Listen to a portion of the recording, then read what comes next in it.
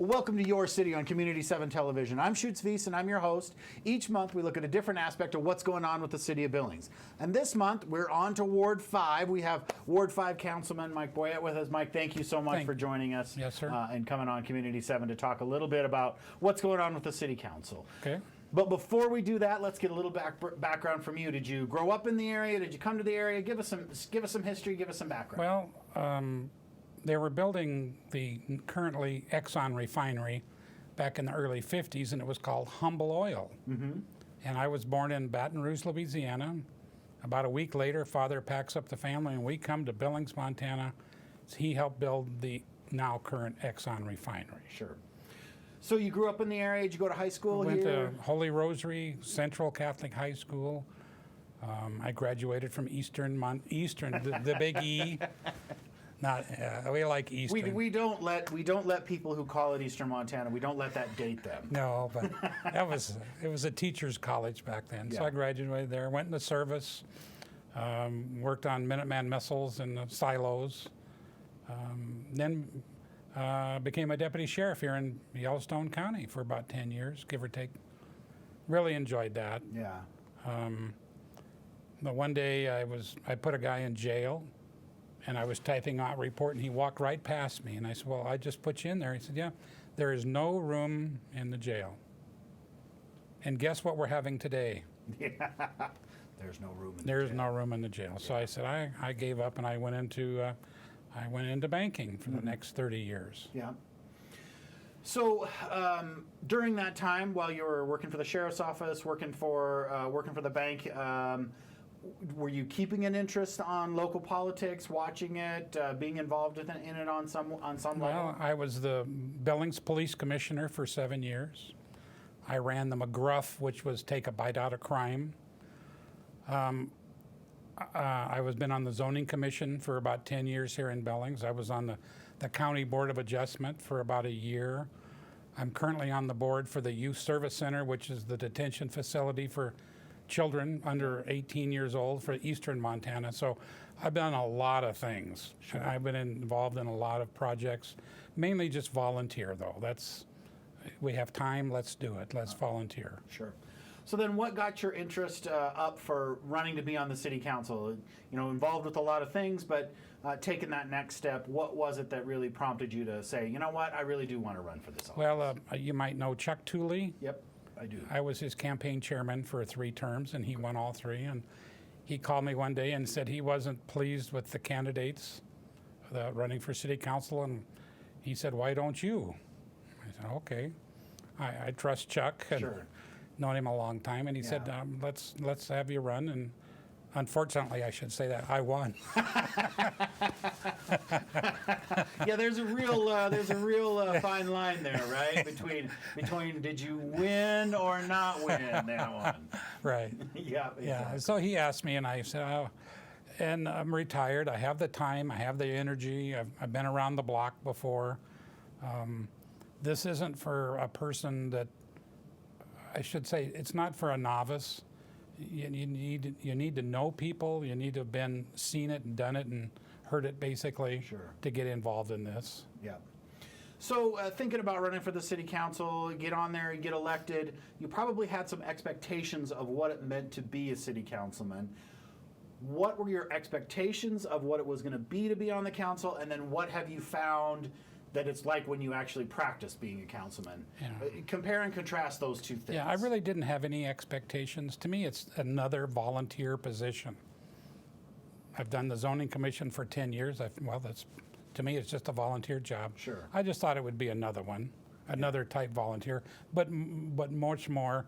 I've talked to many, I don't know if you knew Mike Kachardy. He was a councilman years ago. Chuck was a councilman. It's more reading than anything. Mm-hmm. You just don't go to the meeting and that's it. You should have done your homework before. So I knew that I had to read, and it starts the week before. Yeah. And you just read and read and read and read. Right. Before we move on, tell us a little bit about Ward 5. Where is it, and kind of what part of the city is it?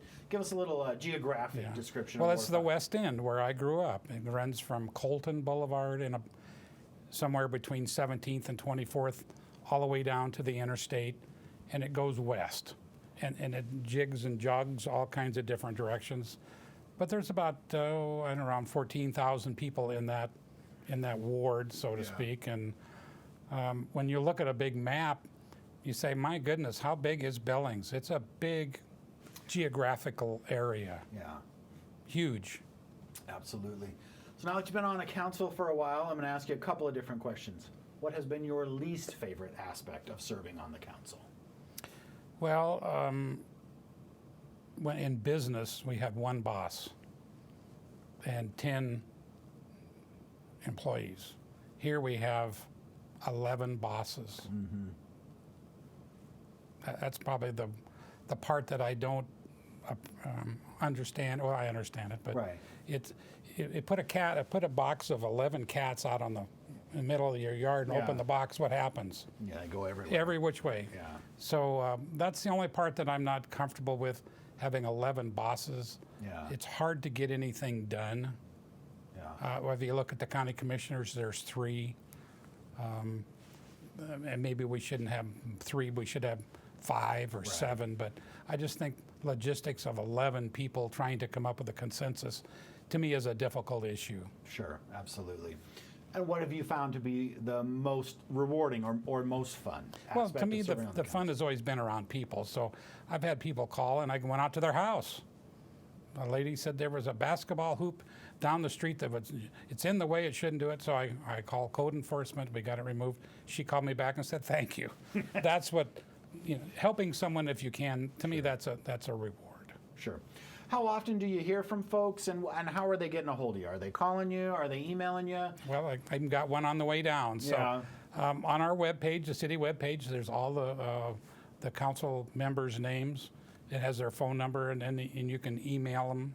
So, I mean, that happens all the time. Sure. It happens all the time. So, For you, what's the best way for someone to get a hold of you? I live in Ward 5, I have an issue, and I would Just like call to me. get a hold of my council member. Just Go on the call me. website and find your phone number. yeah. Now, I don't necessarily answer every phone because I might get a 20 or 30 a day. Yeah. But if people leave a message, I always call them within 24 hours. There's no question about that. Yeah.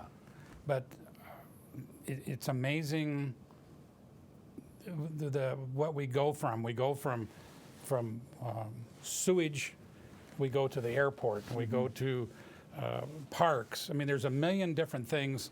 And if people will leave a message with their question or their complaint or their praise, whatever it may be, that way it gives me a chance to at least go, okay, what are they talking about? Yeah. To make sure I understand the question. And then sometimes I'll try to get the answer before I call them back. Sure, absolutely.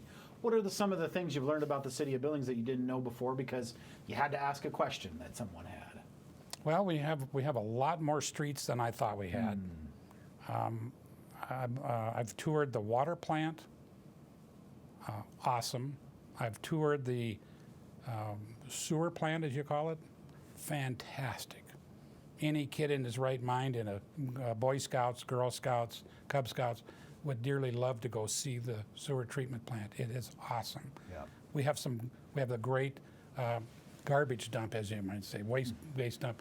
We have better facilities than I anticipated. Sure. And we have good employees. But I've met a lot of them. Nice people. Yeah. Walk us through some of the things about how the COVID pandemic has interrupted, or I guess not interrupted, but changed the dynamics of the city council and how you guys are working together and how you're doing those type of things. What have you seen as the impact from the pandemic? Well, when the first meeting I had, I was at City Hall. I got to meet and shake hands, have a cup of coffee with the rest of the people. I can't do that anymore. Yeah. This thing has really changed the way we do business. Do I like parts of it? Sure. I don't have to get dressed up and drive down in the middle of the afternoon and spend all night and freeze to death coming home, where I can sit at home and have a cup of coffee. That's a great part of it. But I really miss the interpersonal relationship of the people. Sure. And the staff. Yeah. One of the criticisms I made, we had to do the recent review for our city administrator. I said, I've done hundreds and hundreds of reviews in my life, but I've never done one where I've spent four times a month via Zoom to evaluate your work. Right. Yeah. I've never done it that way. Yeah. That's very difficult. How do I honestly evaluate your work if I don't see you work? I don't talk to anyone related to you at your work, and I only see you on Zoom. Yeah. So to me, that's a big negative. Sure. As council members, I think a lot of how you can get stuff done and how the cats can maybe go at least in some form of a direction is those personal relationships you're able to build and those discussions you have face to face. Have you noticed that part of it has struggled, that it's more scattered this way than when we could be together and talk things through? You know, when I first started, because this, we started in January, but we started meeting the people in October, November before the election. Well, we could go have a cup of coffee and say, well, what do you think about X, Y, and Z, and what do you think? And now it's all by phone. If we do meet, it's one-on-one at a coffee shop. Right. It's a struggle, especially when you get 11 people with 11 different ideas. We have to have 6 to do anything. Yeah. Well, 6 of us can't meet at the coffee shop. Yeah. 5 of us can meet, but not 6. And I'd be glad when this mess is over with. I really will be. Yeah, absolutely. Yeah. I think there's some hard aspects of this that we've discussed. But in your opinion, what has the city done well during the course of the pandemic, and things that you guys might continue to do into the future? Well, I mean, and most of the work is done by the county health department. They're really running the show. We, the city, I don't believe are running the show. Mm-hmm. John Felton gives us directions, and then we move along. We're very conscious of wearing masks, very conscious of the employees. This Zoom thing, I think in a way might help a lot because you can call in on the phone. We're trying to, at the library, we've purchased some new camera equipment, and you're probably aware of it. Yep. We're going to try to set it up so that we can have something like the old days where we'll have that big room where we can get enough people in there. Yeah. Because people feel better about raising their hand and talking in person, I think, than just sitting on the phone. I don't know that they feel that the relationship is gone. I just think we've adhered to the rules. We've done a good job by adhering to the rules, listening to what John Felton and the governor has to say. Sure. I would hate to have his job. He was on TV last night, and I think he's starting to feel the results just like a lot of the hospital people are. Yeah. They're starting to feel you can't continue month after month of this. Yeah, absolutely. Is there anything in the operation of how the council runs that you're going to say, we had to do this because of the pandemic, but I think this could be a really valuable tool into the future? I like the idea of the Zoom. I made a comment that I said, in 4 years, is any of these council people going to go on vacation? I would assume, or for work. Right. Well, guess what? If we had the Zoom part of it, we could have half the council there, and the other half could be at working some other city or other state. So to me, that's a good thing, that part of it. It's going to be, I think when it's all said and done, maybe we should have an evaluation of where we were, how things worked out, what should we keep, what should we throw away. Yeah, absolutely. Yeah. So in the middle of the pandemic, the council decided to run a public safety mill levy. Yes. Talk to us about what were those discussions like, because I'm sure there was some concern, is this the right time to be running a public safety mill levy? And then what is it designed to do? And what now that it has passed, what are you guys planning to do with that money? Big issue. Before all this virus started, we had talked about a public safety of wish list. We went to the fire department, police department, public works. Police department went, okay, ultimately I'd like to get 36 more people. The fire department, I'd like to get 2 more fire stations. And I'd like to staff them, and so on and so on and so on. So we had thought that might be a way to go, but it would be a big chunk. And that, if you're conservative, you say that's too much. If you're ultra liberal, you'll say that's not enough. So someplace in between, we had to come up with an answer. Well, then this happened, and we just shut the whole thing down. We just stopped and said, wow, we don't know what's going to happen tomorrow. And we really didn't. Yeah. And I don't think anybody did. Yeah. So the one thing I learned right off the bat is that the city spends this much money every year and only takes in this much money. Yeah. So we spend more money than we make. Very simple, point blank, simple, black and white. Yeah. So we said, okay, let's do this safety mill levy where we pick up that little balance, and that's it. So we're just going to break even with this. We've been hiring policemen. If you keep hiring policemen, we also have policemen retiring. Sure. So we really never got ahead. And by the time you hire a policeman, go through the process, I was the police commissioner, it might take 6 to 8 weeks even to get you in this door. Even let's say we want to hire you. Then we have to send you to school for another period of time. Then we have to put you on the street as a rookie. It may be up to a year before you're really a real policeman that can go out and play by yourself and work by yourself. Yeah. So we gave the chief of police permission to just keep hiring, because by the time he got him in there, the other half were retired. So Yeah. what we're doing, the safety mill levy just keeps us even, Steven. Sure. It doesn't grow, doesn't leave, and it'll be good for a number of years. It'll just keep us even. Sure. So did you guys look at that as far as staffing levels and kind of, are you looking at, I guess, a surge in retirement of police officers, a surge in retirement of firemen that you know, hey, we're going to have to replace a bunch of these guys? Well, we talked to the chief St. John last night. He says he has one coming up in February, but it goes in cycles. When I was a Right. deputy, they might hire 3 or 4 or 5 deputies at a time.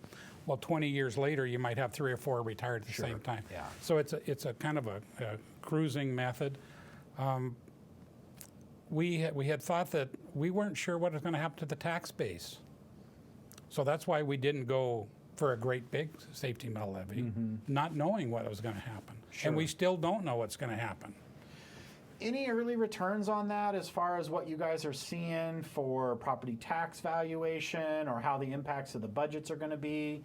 And talk to us maybe a little bit about what help you've gotten from the state through the CARES Act as well, as far as fiscal impact, what you know today and what you're worried about into the future. Well, everything I've read so far is that this coming year is okay.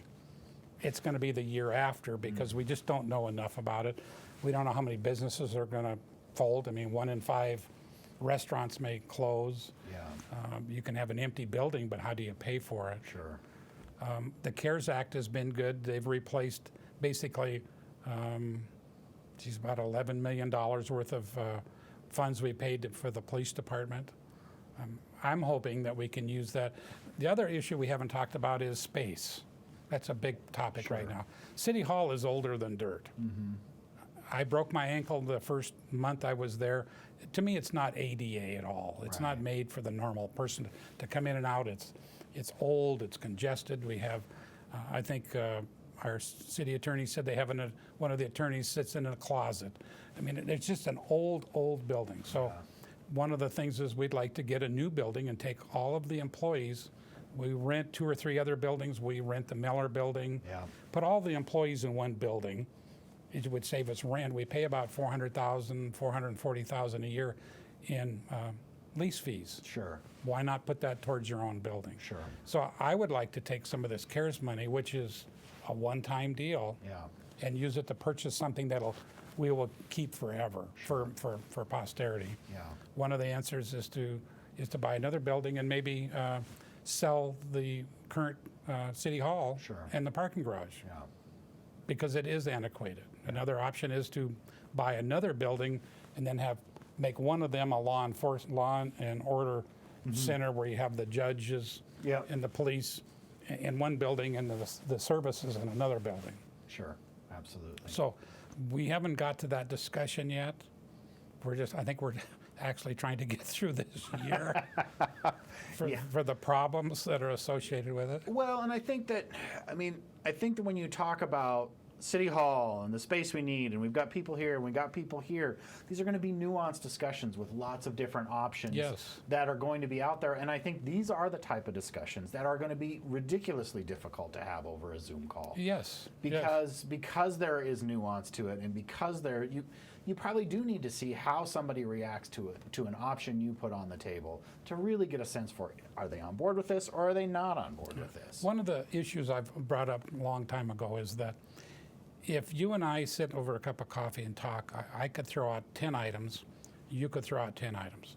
If I did that on TV, somebody might say, well, he talked about number 8 item, he hates widgets. Yeah. And I'd say, no, I don't hate widgets. I'm trying to bring out a discussion where we bring, and I think the Zoom limits discussion. Yeah. And the fact that we can't have, by law, we can't have more than 6 of us in a room without the world being there, that limits discussion as well. Sure. Yeah. We've talked about a number of different things, so this one might be a hard one to come by. But what keeps you up when you think about the future of the city of Billings?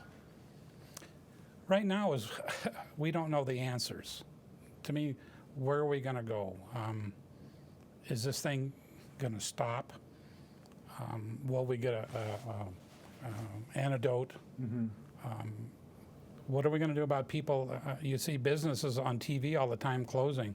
Will that happen to us? Right. That bothers me because at the same time that I want to keep everybody well, you got to feed them at the same time. So the thing that bothers me is that how do we generate between keeping everybody well and keeping you working? Sure. That's, to me, is a real issue. Yeah. And I don't think that anyone has No. the magic answer to that. No. Have you guys set any sort of threshold for when you will feel it's safe to come back and meet in a room? And will that be 10 councilmen and the mayor and the city administrator in a room? Will you open it back up to, hey, it's public comment time, anybody that wants to come down? Have you guys had those discussions about how you're going to start opening back? None whatsoever. John Felton's going to direct us. We're trying to get the library set up that way. Yeah. We really haven't discussed it. Sure. I think we just don't know the answer yet. Sure. I asked him on one of the Zoom meetings, how about would we ever open up the metro? I think the National Guard had set up like a MASH unit down there. Sure. Yeah. Well, we could, he said, but we don't have staff. Everything I'm hearing is that the staffs at the hospitals, they're getting tired. Yeah. They're getting wore out. They can't just take off 2 weeks and go on vacation because they need to work. Yeah. Yeah. Absolutely. And some of them are also sick too. So no, we haven't gotten to that point yet.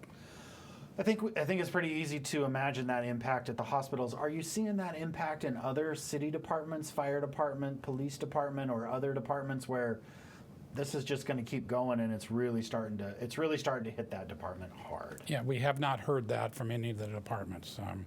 They all have been wearing their PPE. Sure. No, we have not heard that. Yes, you get one every so often, but Yeah. but we haven't seen that. No. Right. So, knock on wood. Sure. That's good. Yeah, absolutely. I'm real pleased with that part. Yep. If you were king for a day, what is one thing you would change about the city of Billings? Well, I think I might look at the charter itself. From being in a banking business for over 30 years, I see how things are done. It's a lot different than what city governments do. Mm-hmm. Yeah. So I would maybe look at that part of it. Sure. Yeah. This charter is a different animal altogether. We have a lot of restrictions, Yeah. and I think it's up for another couple of Couple years. years, I think. Yeah. And I'm sure that's not I'm not the only one that's going to say, yes, public, we would like to review this. Sure, yeah. And that's not to say, I mean, that process, I guess you can walk us through that process too, but walk us through a little bit of what that process would look like how it's going to come up for a vote and then what happens afterwards. Yeah, and I haven't studied that part yet, but I know that it's up in a couple of years. Prior to that, I would take my book out and start reading about that. But we're doing the recode zoning. Yep. That's a big deal. It is a big deal. We haven't done it since 1972. So that's almost 50 years of having the same zoning. People will like it and people will hate it. That's the other part I'm finding out about the politics of, not necessarily Billings, but politics in general. You get half over here, Yeah. and I get half over here, Yeah. and there's not as many that I would appreciate in the middle. Yeah.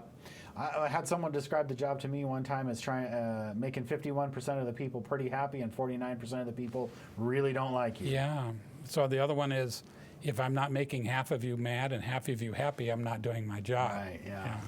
But I don't know. We have a good city. We have a good infrastructure. Think about taxes, your taxes. What do you get for your taxes? And only remember, about a third of your taxes only goes to the city. The rest goes to the state and to the school district. Yep. So for the third of your taxes, what do you get? You get great roads most of the time. You get a fire department you can call 24 hours a day. A police department you can call 24 hours a day. You get lights. They shovel your streets. They pick up your garbage. You get water and sewer. That's a good buy. I think for the money that we pay, we get a good deal. Sure. And there's always people that say, I don't want to pay more taxes. Okay, but the world doesn't work that way. Yeah. I remember one city council hearing, we had a gentleman came up, we were considering annexing a piece of property. Yeah. Just a little, it was like 3 houses that somehow had not been annexed into the city, and they were kind of right in the heart of the city. And I don't, how this got, I don't know, but it didn't. And so the gentleman got up and said, well, I really like the nice street in front of my house, and I really like the, and he went through the whole list of all the things he really enjoyed, but he would really prefer to stay out of the city, so he Right. didn't have to pay the Right. taxes for all those services That he used. That he used. Right. Yes, absolutely. So one of the other things we haven't even talked about is it appears that we have almost 25 to 30,000 people drive through Billings every day. Yeah, And then guess what? They don't pay for any of it. yeah, yeah. So both candidates that ran for governor said no income tax, okay? No sales tax. Yeah. But if you look at, I'm in favor of, I'd like to look at a local option tax where the money stays locally Sure. and also reduces our property tax. If we get 4 million people that goes to Yellowstone Park every year and they drive through Billings, why couldn't we get $1 or get something from them? Yeah. As they come through town. Yeah. And use So our services. one of my big concerns is all the taxes that comes from your property taxes. So some people can afford it, some people can't. We have Mrs. Jones that's 85 years old to live in her house for 40 years. It's on Social Security. We have to keep taxing her property in order to pay for services. There's got to be other ways to help pay the services. Sure.